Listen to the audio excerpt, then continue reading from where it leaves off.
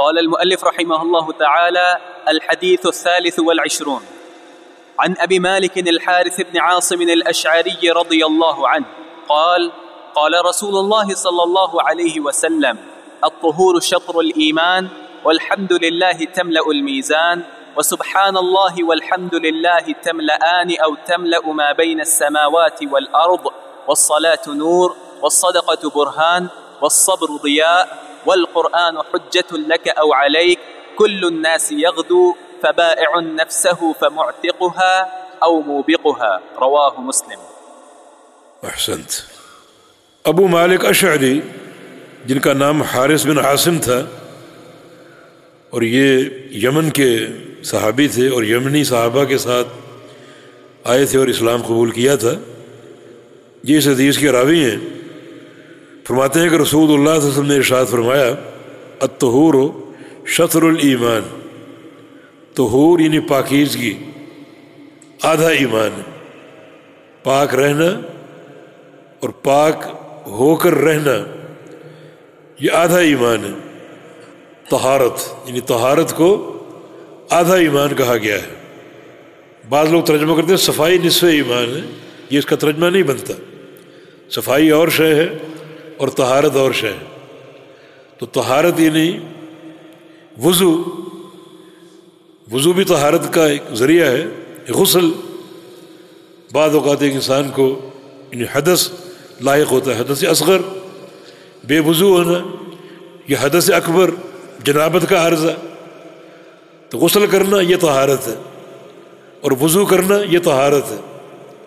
یہ ہے طہارت حسی، طہارت حسی، وہ طہارت جو محسوس ہوتی ہے، کیونکہ وضو کرنا، غسل کرنا ایک شے محسوس ہے، پانی بہانے کا نام ہے اور ایک عمل ہے، یہ طہارت حسی کہلاتی۔ اور ایک ہے طہارت معنوی۔ طہارت معنوی نظر نہیں آتی لیکن یہ حسن عقیدے کا نام ہے، شرک سے بچنا، بدعت سے بچنا اور گناہوں کی آلودگی سے بچنا، اس طرح بندہ پاک صاف ہو کر رہے، یہ طہارت۔ یہاں دونوں طہارتیں مراد ہیں، دونوں طہارتیں، طہارت حسی بھی اور طہارت معنوی بھی۔ یعنی جو شخص کوشش کرتا ہے کہ اپنی طہارت کو ہمیشہ قائم رکھے، جو کہ ان لوگوں کا کام ہے جن کو اللہ تعالیٰ نے ایک سبقت اور عظیمت عطا فرمائی۔ نبی علیہ السلام کی حدیث ہے: لا يحافظ على الوضوء الا مؤمن، وضو کی حفاظت صرف مومن کرتا ہے، وضو کی حفاظت صرف مومن کرتا ہے۔ اور یہ حفاظت یقیناً ایک بڑا افضل عمل ہے۔ آپ نے بلال سے پوچھا تھا: بما سبقتنی الی الجنہ، کہ تم جنت میں مجھ سے آگے کیسے؟ اور ایک حدیث میں کہ انی سمعت خشبۃ علیک فی الجنہ، میں نے جنت میں تمہارے قدموں کی آہٹ سنی، تمہارے قدموں کی آہٹ سنی، تمہیں یہ مقام کیسے مل گیا؟ تو بلال نے عرض کیا کہ باقی تو سارے کام وہی جو سب کرتے ہیں، لیکن ایک کام پر میری بڑی توجہ ہے کہ جب بھی بے وضو ہوتا ہوں وضو کر لیتا ہوں، جب بھی بے وضو ہوتا ہوں وضو کر لیتا ہوں، اور جب بھی وضو کرتا ہوں تو اللہ جو توفیق دے وہ نفل پڑھ لیتا ہوں، 2 4 جو اللہ توفیق دے وہ نفل ادا کر، تحیۃ الوضو۔ اس عمل پر یعنی میری پوری پابندی اور بڑی یکسوئی اور توجہ سے یہ کام کرتا ہوں۔ یہ طہارت حسیہ، حسی طہارت، جس کی حفاظت یقیناً ایک مومن کرتا ہے اور پاک صاف رہنے کی کوشش کرتا ہے۔ اور طہارت معنوی کیا ہے؟ حسن عقیدہ، شرک سے بچنا، بدعت سے بچنا، بدعقیدگی سے بچنا، ایمان کا نور اپنے اندر پیدا کرنا۔ تو یہ طہارت معنوی۔ اور نبی علیہ السلام کو یہ فرمان الطہور شطر الایمان، کہ طہارت آدھا ایمان ہے، یہ یقیناً دونوں طہارتوں کو شامل۔ وجہ یہ ہے کہ دین کے 2 شعبے ہیں، ایک شعبہ ہے محرمات کا جن سے بچاؤ ضروری، اور ایک شعبہ حلال امور کا جن کو اختیار کرنا ضروری۔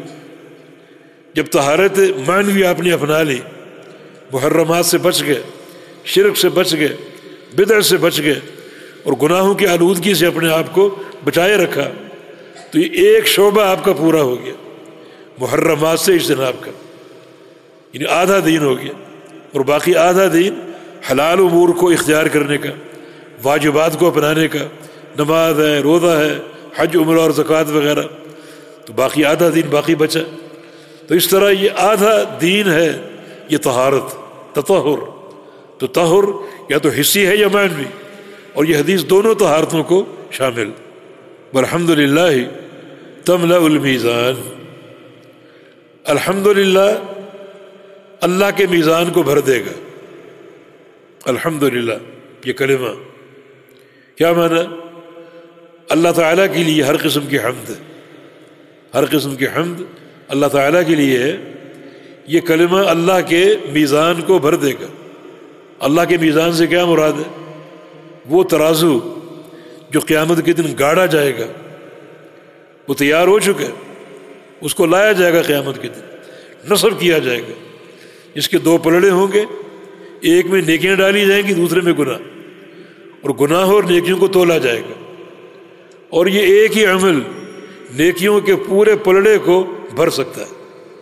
الحمدللہ جو پورے پلڑے کو بھر سکتا ہے۔ اور ترازو ہے کتنا بڑا، کتنا بڑا ترازو ہے؟ ایک موقوف حدیث کے مطابق جو حکماً مرفوع ہے، ساتوں آسمان اور ساتوں زمینیں ایک پلڑے میں سما سکتے، اتنا بڑا یہ ترازو، ساتوں آسمان اور ساتوں زمینیں ایک پلڑے میں سما سکتی۔ امام لالکائی رحمہ اللہ نے اپنی کتاب میں اس تعلق سے روایتیں جمع کی ہیں۔ اتنا وسیع یہ ترازو، تبھی تو ایک بار فرشتوں نے دیکھا تو فرشتوں کو معلوم ہے کہ اس میزان سے، یہ میزان بعض لوگوں کی نیکیوں سے بھر جائے گا، تو بڑا تعجب سے پوچھا کہ یا اللہ، ایسے بندے ہو سکتے ہیں جن کی نیکیاں اس میزان کو بھر دیں؟ یعنی آپ آسمان کو دیکھیں اور تھوڑا سا تصور میں لائیں یہ بات، یہ آسمان، صرف ایک ہی آسمان کو لے لیں، کوئی بندہ ایسا ہو سکتا ہے جس کی نیکیاں اتنی ہوں کہ آسمان بھر جائے؟ یہ ترازو ساتوں آسمانوں کو اپنے اندر سمو سکتا ہے اور ساتوں زمینوں کو سمو سکتا ہے، اتنا وسیع یہ ترازو۔ اللہ پاک نے فرمایا کہ ہاں، لمن شئت من عبادی، میرے بہت سے بندے ہیں جن کی نیکیوں سے پورا میزان بھر جائے گا، جن کا میں چاہوں، جن کو میں توفیق دوں۔ تو فرشتوں نے کہا کہ ما عبدناک حق کا عبادت کا، پھر ہم تو تیری عبادت کا حق ادا نہیں کر سکے۔ یعنی صدیوں عبادت کرنے والے فرشتے یہ سمجھ رہے ہیں کہ ہماری صدیوں کی عبادت بھی اس میزان کو نہیں بھر سکتی، لیکن یہ عقیدے کی برکت کہ الحمدللہ تملأ المیزان، میزان کو بھر دے گا۔ لیکن کیسے؟ خالی الحمدللہ کہنے سے میزان بھر جائے گا؟ دیکھیں، ایک تو یہ کہ حمد تین چیزوں کا نام، زبان سے حمد کرنا، زبان سے اللہ تعالیٰ کی تعریف کرتے رہنا۔ ان اللہ یرضی عن العبد اذا اکل اکلۃ فحمد اللہ واذا شرب شربۃ فحمد اللہ۔ اللہ اس بندے سے خوش ہوتا ہے، راضی ہوتا ہے، ایک لقمہ کھانے کا کھایا تو الحمدللہ کہا، ایک پانی کا گھونٹ پیا تو الحمدللہ کہا۔ یہ حمد زبان سے۔ دوسرا حمد دل سے، دل سے حمد یہ ہے کہ یہ عقیدہ ہو جتنی بھی نعمتیں اس کائنات میں موجود ہیں وہ اللہ کی پیدا کردہ ہیں اور اللہ کی عطا کردہ ہے، کوئی ایک ذرہ بھی غیر اللہ نے پیدا نہیں کیا، کسی قبر والے نے، درگاہ والے نے، کسی بت نے، حجر یا شجر نے، یا کسی اجمیر کی سرکار نے، یا کسی لاہور کی سرکار نے ایک ذرہ بھی پیدا نہیں کیا۔ تمام نعمتیں اللہ کی خلق کردہ ہیں اور اللہ کی عطا کردہ ہیں۔ صرف ایک بارش کی نعمت کو غیر اللہ کی طرف منسوب کرنے والے اللہ کے پیغمبر نے فرمایا وادی کفر میں داخل ہو گئے۔ ہمارے عقیدے کہاں گئے؟ ہم چن چن کر اللہ کی نعمتوں کو غیر اللہ کے نام منسوب کر رہے ہیں۔ اولاد فلاں دیتا ہے، شفا فلاں دیتا ہے، کھانا فلاں دیتا ہے، مشکل فلاں ٹالتا ہے، دستگیری فلاں کرتا ہے، ایک ایک نعمت ہم نے چن چن کر غیر اللہ کا نام الاٹ کر دیا۔ کتنے گندے عقیدے اور کتنی نحوست ہے یہ سیاہی اور تاریکی ہمارے ملکوں پر چھائی ہوئی۔ پھر اللہ کیسے راضی ہو، کیسے راضی ہو؟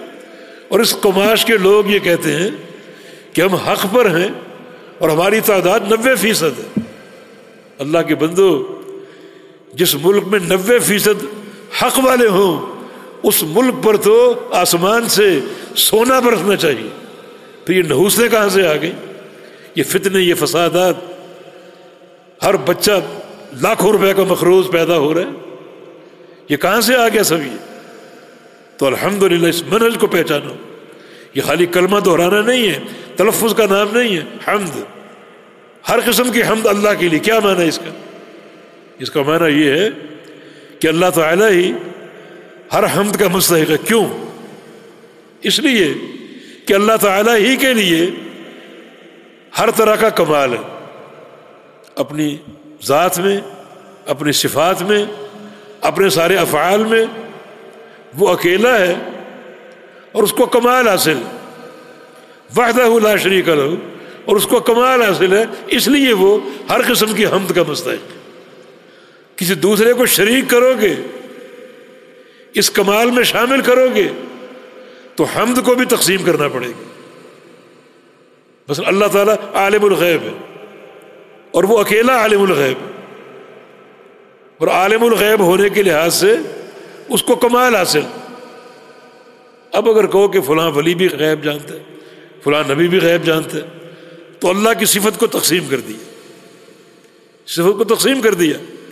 صفت تقسیم کرو گے تو حمد بھی تقسیم کرنی پڑے گی، اتنی حمد اس غیر کو دینی پڑے گی جس غیر کو آپ عالم الغیب مانتے ہیں۔ اللہ مسجود ہے، سجدے کے قابل، یہ عبادت اسی کے لیے خاص ہے۔ کسی غیر کو مسجود بناؤ گے اتنی حمد اس کو دینی پڑے گی، لیکن یہاں بات کیا ہے؟ الحمدللہ، ہر قسم کی حمد اللہ کے لیے۔ یہ عقیدہ بناؤ، اس پر پوری زندگی قائم رہو، زبان سے اقرار کرتے ہوئے، دل سے اس کی گواہی دیتے ہوئے، اور سارے اعضاء سے عمل کرتے ہوئے، کیونکہ حمد اس وقت تک مکمل نہیں ہوگی جب اللہ رب العزت کے احکام کو مانا نہ جائے۔ اس طرح پوری حمد جب ایک انسان کو حاصل ہو گئی تو اس کی ایک ہی یہ نیکی اللہ کے میزان کو بھر دے گی۔ الحمدللہ تملأ المیزان، وسبحان اللہ والحمد للہ تملأان او تملأ ما بین السماوات والارض۔ یہ پورا کلمہ سبحان اللہ والحمد للہ، سبحان اللہ کلمہ تنزیہ ہے کہ اللہ ہر عیب سے پاک ہے۔ الحمدللہ یہ کلمہ اللہ رب العزت کی شان کا اس بات کر رہا ہے اور اس کے کمال مطلق کی گواہی دے رہا ہے کہ ہر قسم کی حمد اللہ تعالیٰ کے لیے ہے، کیونکہ اللہ تعالیٰ ہی اپنی ذات اور صفات میں اکیلا ہے، یکتا ہے، اور کوئی اس کا شریک نہیں، اور اس کی تمام صفات، تمام افعال جو ہیں وہ کمال کے، لہذا وہ کمال حمد کا مستحق ہے۔ فرمایا کہ یہ دونوں کلمے بھر دیں گے، یعنی تملا بھی ٹھیک ہے اور تملان بھی ٹھیک ہے۔ راوی کو شک ہے کہ اللہ کے پیغمبر نے کون سا لفظ استعمال کیا، معنی ایک ہی ہے، بھر دیں گے آسمانوں اور زمینوں کے درمیان جو خلا ہے۔ السماوات آسمان اور زمین، کتنا خلا ہے؟ یعنی زمین سے آسمان تک 500 سال کی مسافت کا فاصلہ۔ پہلے آسمان کا موٹاپا بھی اتنا ہی ہے، 500 سال کی مسافت کے بقدر۔ آسمان اول سے آسمان دوم تک 500 سال کی مسافت، پھر دوسرے آسمان کا موٹاپا بھی 500 سال کا، اس طرح ساتویں آسمان سے لے کر زمین تک جو خلا ہے سبحان اللہ والحمد للہ سے بھر سکتے۔ لیکن عقیدتاً و عملاً، خالی تلفظ کی بات نہیں ہے۔ تم انسان ہو اس عقیدے کے حاملین، تم طوطے نہیں ہو کہ چوری چوری کرتے رہو اور پتہ نہ ہو چوری کیا چیز۔ الحمدللہ کہو، سبحان اللہ کہو، اور پتہ نہ ہو الحمدللہ کیا ہے اور سبحان اللہ کیا ہے۔ یہ ایک پورا منہج ہے، دستور حیات ہے، عقیدے کی اساس ہے۔ اتنا بڑا اجر کہ یہ کلمات زمین و آسمان کے درمیان جو فاصلہ ہے، اتنا طویل فاصلہ، اس کو بھر دے گا۔ عقیدہ ساتھ شامل ہو، پوری تنزیہ ساتھ ہو، سبحان اللہ، اللہ ہر عیب سے پاک ہے اور ہر قسم کی حمد کا اللہ مستحق ہے۔ ان کی بنیادوں پر غور کرو اور پوری زندگی عقیدتاً و عملاً و اقراراً ان کو اپنا لو، پھر یہ نیکی آسمانوں اور زمینوں کے مابین جو خلا اور فاصلہ ہے وہ سب کو بھر دے گی۔ بصلاۃ نور، نماز نور ہے، مطلق نور ہے، دنیا میں نور، چہرے پر نور، راستہ روشن ہوگا نماز کی برکت سے، منزل آسان ہوگی۔ اور پھر قبر کا نور، قبر اندھیرے کا ایک گڑھا ہے، نماز کی برکت سے اللہ قبر کو نور سے بھر دے گا، اور قیامت کے دن کہاں کہاں نور کی حاجت ہوگی۔ من حافظ علی الصلوات کانت لہ نورا، جو نمازوں کی حفاظت کرے گا اس کو نور ملے گا، یہ پابندی نور ہے، تو نماز نور ہے۔ بصدقۃ برہان، اور صدقہ برہان ہے۔ بس صبر و ضیاء، اور صبر جو ہے یہ ضیاء ہے۔ ضیاء بھی روشنی کا نام ہے۔ برہان بمعنی دلیل ہے، لیکن برہان بھی اصل معنی میں روشنی، تینوں کا معنی روشنی، تینوں کا معنی روشنی ہے۔ اور سب سے زیادہ روشنی جو ہے وہ ضیاء کا جو لفظ ہے وہ دیتا ہے۔ قرآن پاک میں ہے جعل الشمس ضیاء والقمر نورا، اللہ نے چاند کو نور کہا اور سورج کو ضیاء کہا ہے، اور سورج کی ضیاء، سورج کی روشنی چاند سے زیادہ ہے، بلکہ چاند اپنا نور سورج سے ہی لیتا ہے، سورج سے حاصل کرتا ہے۔ تو تین چیزیں ہیں اور تینوں کو نور کہا گیا۔ نماز بھی نور ہے، صدقہ برہان، برہان کا معنی دلیل، دلیل مسئلے کو روشن کرتی ہے، برہان میں بھی روشنی کا معنی ہے، دلیل، صدقہ دلیل ہے ایک انسان کے صحیح ایمان کی، کہ وہ مال بندہ کماتا ہے اور کما کے اگر وہ خرچ کرے اللہ کی راہ میں تو یقیناً اس نے یہ خرچ کر کے ثابت کر دیا کہ اس کا ایمان راسخ ہے اور درست اور صحیح اور قابل قبول ہے۔ کئی لوگ بخل کرتے ہیں، مال روک لیتے ہیں، اللہ کی راہ میں خرچ نہیں کرتے، تو مانا وہ دلیل فراہم نہیں کر سکے صدق ایمان کی۔ اور جو لوگ کماتے ہیں محنت سے اور پھر بھی ان میں خرچ کرنے کی ایک حرص ہے، انہوں نے اپنے اس عمل کے ذریعے صدق ایمان کی ایک دلیل فراہم کر دی۔ اور صبر ضیاء ہے، صبر، اس میں نماز بھی، صدقہ بھی، ہر چیز آ جاتی ہے، کیونکہ صبر تین چیزوں کا نام ہے۔ صبر علی الطاعۃ، اطاعتوں پر صبر کرنا، نماز صبر ہے، حج صبر ہے، روزہ صبر ہے، زکوٰۃ صبر ہے، حج صبر ہے، ان عمل اطاعت صبر کا نام۔ دوسرا نافرمانیوں کو چھوڑ کر صبر کرنا، گناہوں کا ترک بھی صبر، سامنے مال پڑا ہوا ہے لیکن ہے سود کا، چھوڑنا مشکل ہے، جو بندہ چھوڑ دے اس نے عظیم صبر کا مظاہرہ کیا۔ زنا کی دعوت ہے، یہ عمل بڑا مرغوب ہے، چھوڑنا مشکل ہوتا ہے، لیکن جو نوجوان چھوڑ دے اللہ کی رضا کے لیے تو یقیناً یہ صبر کا عظیم مظاہرہ ہے۔ تو نیکی کرنا بھی صبر ہے اور گناہ کو چھوڑنا بھی صبر ہے۔ اور تیسری صبر کی قسم جو ہے اللہ تعالیٰ کی تقدیر کے فیصلوں پر صبر کرنا۔ تقدیر میں فیصلہ کسی کی دائمی بیماری کا، کبھی اللہ نے بچہ چھین لیا، کبھی تجارت میں نقصان دے دیا، یہ تقدیر کے فیصلے، ان تمام فیصلوں پر صبر کرنا اللہ کی رضا ہے، تقدیر کے فیصلے بندہ قبول کر لے تو یہ صبر ہے۔ تو انہی صبر میں صدقہ بھی آ گیا، نماز بھی آ گئی، سارے امور ایمان آ گئے، عقیدہ آ گیا، عمل آ گیا، ایک بڑی وسیع حقیقت۔ اس لیے صبر کا نور ضیاء سب سے زیادہ، جو کہ سورج پیدا کرتا ہے ضیاء، صبر کو سب سے زیادہ نور کا باعث قرار دیا گیا ہے۔ اور یہ نور اس دن کام آئے گا جس دن واقعی روشنی کی تلاش ہوگی، روشنی کی ضرورت ہوگی۔ آگے فرمایا کہ والقرآن حجت اللہ کا او علیک، یہ جملہ بڑا خوفناک ہے، بڑا ہیبت ناک۔ قرآن کے تعلق سے دو نتیجے، اور ہر شخص ان میں سے ایک نتیجہ ضرور پائے گا۔ قرآن کے تعلق سے دو انجام، اور ہر شخص ان دو میں سے ایک انجام کا مستحق ضرور ہے، تیسری کوئی قسم نہیں۔ تو تعلق بالقرآن اس حوالے سے قرآن پاک کے دو نتیجے ہیں اور ہر شخص کو ان میں سے ایک حاصل ہوگا، ہو کر رہے گا، تیسری کوئی قسم نہیں۔ فرمایا کہ قرآن یا تو حجت ہے آپ کے حق میں یا آپ کے خلاف، حجت لک آپ کے حق میں حجت دلیل ہے یا آپ کے خلاف حجت۔ اب قرآن موجود ہے، پوری امت موجود ہے، میں آپ موجود ہیں، یہ قرآن پاک کتاب اللہ یا تو آپ کے حق میں حجت ہوگا یا آپ کے خلاف حجت ہوگا، یا آپ کے حق میں ہوگا یا آپ کے خلاف ہوگا۔ یعنی حق میں ہونے کا معنی یا آپ کو جنت کا اہل قرار دلوائے گا یا جہنم کا، تیسرا کوئی نتیجہ نہیں، تیسری کوئی صورت نہیں۔ اس کی وضاحت ایک اور حدیث میں دنیا اور آخرت کے تعلق سے۔ دنیا کا معاملہ ان اللہ یرفع بہذا الکتاب اقواما ویضع بہ آخرین، دنیا کا معاملہ اللہ تعالیٰ اس قرآن کے ذریعے قوموں کو ترقی بھی دیتا ہے، عروج بھی دیتا ہے اور ذلیل بھی کرتا ہے۔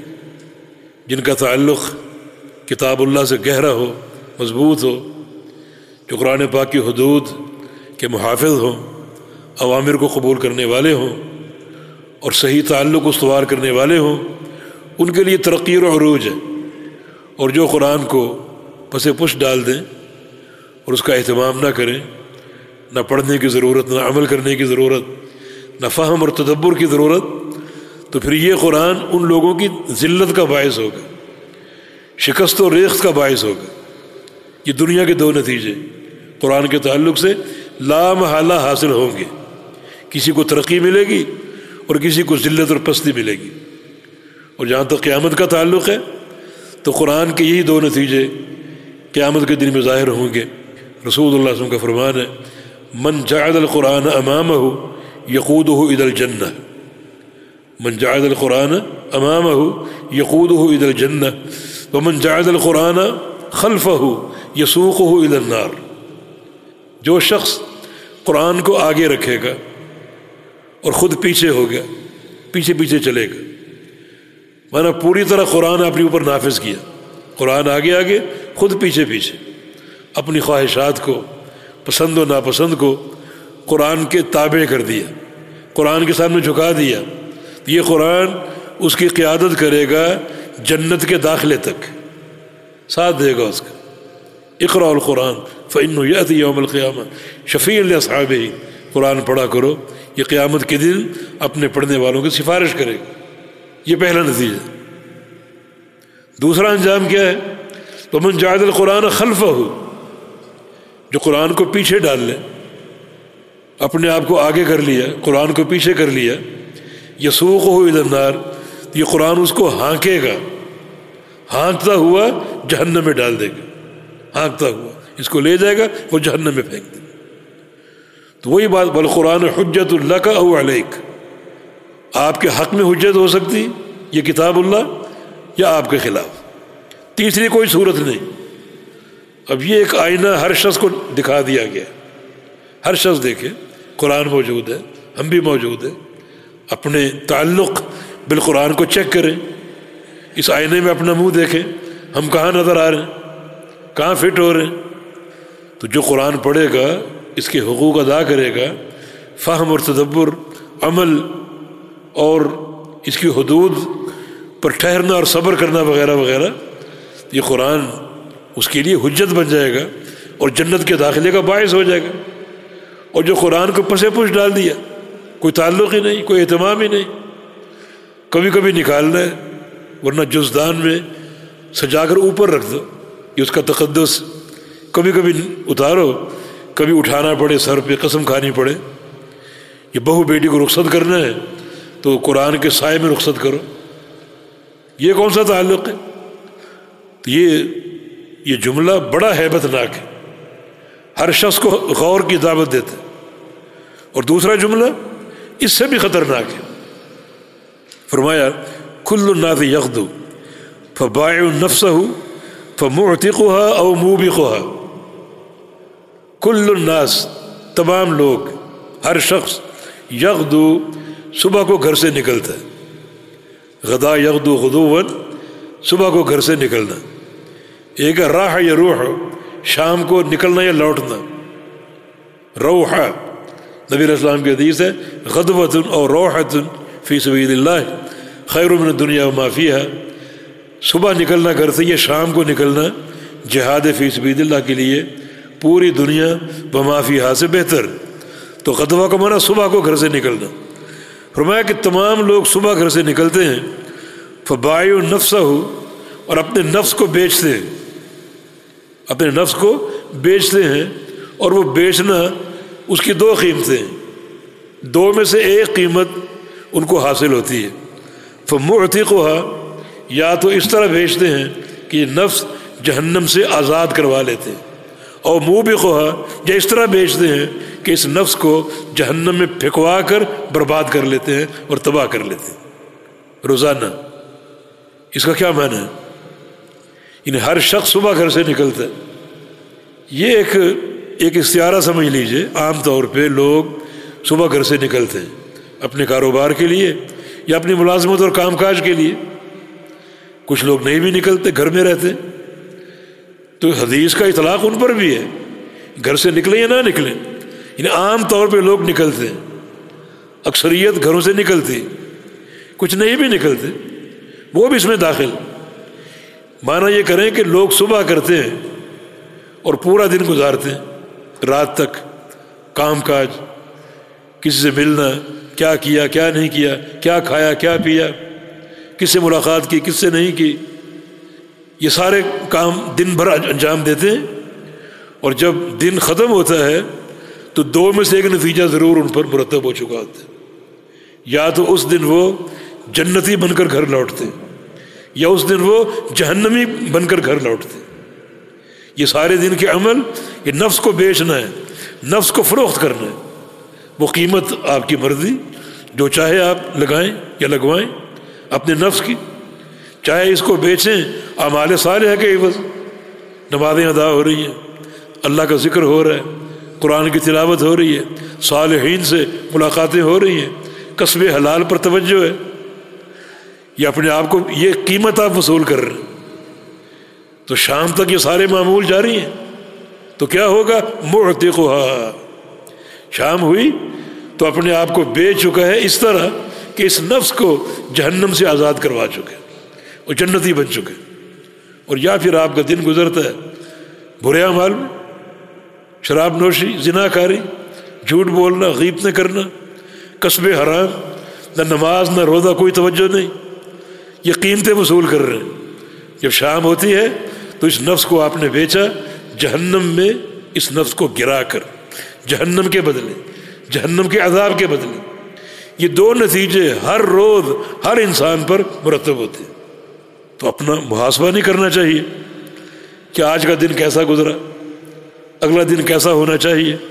امیر عمر بن خطاب رضی اللہ عنہ اکثر اپنے عمال کو، گورنروں کو خط لکھا کرتے تھے، حاسبوا انفسکم قبل ان تحاسبوا وزنوها قبل ان توزنوا. اپنا حساب خود کر لو قبل اس کے کہ اللہ کے سامنے حساب کے لیے کھڑے کر دیے جاؤ. اپنے نفس کو خود تولو قبل اس کے کہ اس دن تولے جاؤ. بتجہزوا للارض الاکبر، اور جو ارض اکبر ہے، جو سب سے بڑی پیشی ہے، اس کی تیاری کرو.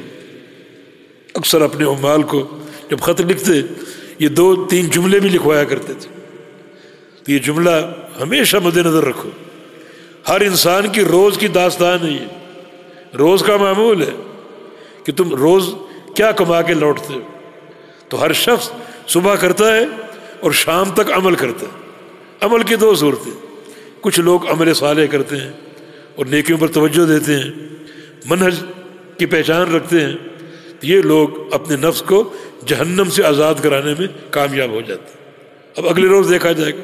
اور کچھ لوگ جو ہیں ان کی توجہ برے اعمال کی طرف، اور غیبتیں، چغلیاں، حسد، بغض، کینہ، اور کاروبار میں فراڈ، رزق حرام، سود، کوئی ان کو اللہ کا خوف نہیں.